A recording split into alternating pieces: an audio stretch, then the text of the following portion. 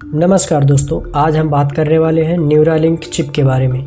क्या यह हमारी सोचने की ताकत को बढ़ा सकता है या फिर यह सिर्फ एक साइंस फंक्शन है। इस वीडियो में जानेंगे इस चिप के कार्यों के बारे में कि यह कैसे काम करती है और इसके क्या लाभ होंगे। तो चलिए शुरू करते हैं। दोस्तों, अभी तक लोगों को मोबाइल या कंप्यूटर डिवाइस को कंट्रोल करने के लिए हाथों की जरूरत पड़ती थी, पर क्या हो जब लोगों को केवल सोचने भर से ये डिवाइस कंट्रोल होने लगी। आपके सोचते ही आपके मोबाइल पर मैसेज टाइप होने लगे। आप अपने दिमाग में कोई चीज सोचे नहीं कि कंप्यूटर पर टाइप होने लगी। तो आपको जानकर खुशी होगी कि अब जल्द ही ऐसा संभव हो जाएगा। न्यूरालिंक ने इस ब्रेन चिप का नाम रखा है लिंक, क्योंकि इस चिप के जरिए इंसान का दिमाग कंप्यूटर और मोबाइल फोन से लिंक हो जाएगा। एलन मस्क ने दावा किया है कि उनकी कंपनी न्यूरालिंक ने इंसानी दिमाग में सफलतापूर्वक ब्रेन चिप ट्रांसप्लांट कर दी है और जिस इंसान को ये चिप लगाई गई है वो तेजी से ठीक हो रहा है और नतीजे बेहद उत्साहजनक है। एलन मस्क ने यह भी दावा किया है कि फोन, कंप्यूटर, लैपटॉप को सिर्फ सोचने भर से उनको कंट्रोल किया जा सकता है। एलन मस्क की कंपनी न्यूरालिंक ने सिक्के के आकार की एक ऐसी चिप बनाई है जिसे सर्जरी के जरिए इंसानी दिमाग में फिट किया जाएगा। यह वैसे ही जैसे आप अपने मोबाइल फोन में सिम कार्ड को फिट करते हैं। अगर किसी इंसान का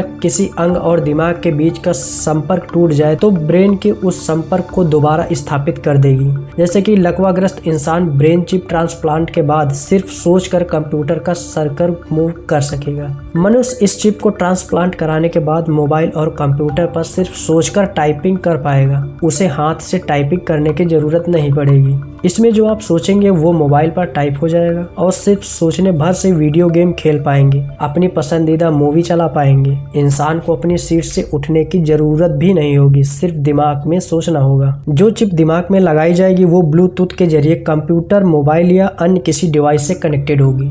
मान लीजिए किसी लकवाग्रस्त इंसान के दिमाग में चिप फिट कर दी गई है, तो फिर ये चिप उस इंसान के दिमाग में पैदा होने वाली तरंगों को पढ़ पाएगा। इसके बाद इसके दिमागी तरंगों को कंप्यूटर की भाषा में, जिसे बाइनरी कोड भी कहते हैं, उसमें कन्वर्ट करेगी और फिर इस कोड को ये चिप ब्लूटूथ से कनेक्टेड डिवाइस को भेजेगी और फिर वो कंप्यूटर, मोबाइल फोन या डिवाइस उस कमांड को फॉलो करेगा। दोस्तों, आसान शब्दों में कहें तो इस चिप को इंसानी दिमाग से मिलने वाले सिग्नल को डिकोड करके और ब्लूटूथ की मदद से डिवाइस को कमांड देने के लिए डिजाइन किया गया है। आप सोचेंगे कि ये सारे काम एलेक्सा भी तो कर लेती है, जैसे कि म्यूजिक बजाना, म्यूजिक को बदलना, स्विच ऑन ऑफ करना, लेकिन एलेक्सा को कमांड देने के लिए आपको वॉइस कमांड देना पड़ता है। लेकिन ब्रेन चिप में ऐसा नहीं है। इसमें सिर्फ आपको सोचना है और जैसे ही आप कुछ सोचेंगे आपका काम हो जाएगा। इस चिप को बनाने वाली कंपनी न्यूरालिंक ने कहा है कि इस चिप को बनाने के पीछे उसका मकसद लकवाग्रस्त से पीड़ित लोगों के जीवन को आसान बनाना है। इसमें लकवाग्रस्त इंसान सिर्फ सोचने भर से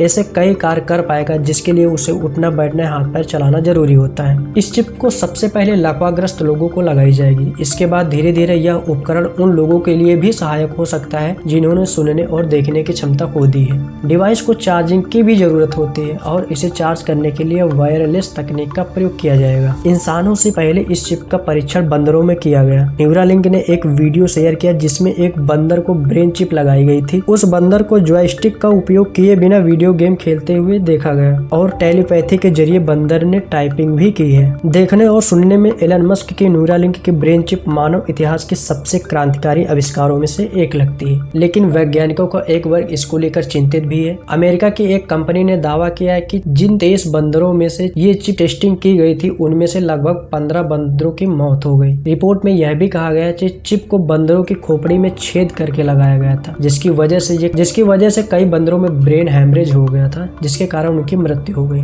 तो दोस्तों, ये था न्यूरालिंक चिप का ओवरव्यू। आपका इस टेक्नोलॉजी के बारे में क्या विचार है? कमेंट में अपने विचार जरूर बताएं। अगर आपको ये वीडियो पसंद आया हो तो लाइक करें और चैनल को सब्सक्राइब करें। धन्यवाद दोस्तों, आज के लिए बस इतना ही। अगली बार फिर मिलेंगे किसी और इंटरेस्टिंग टॉपिक के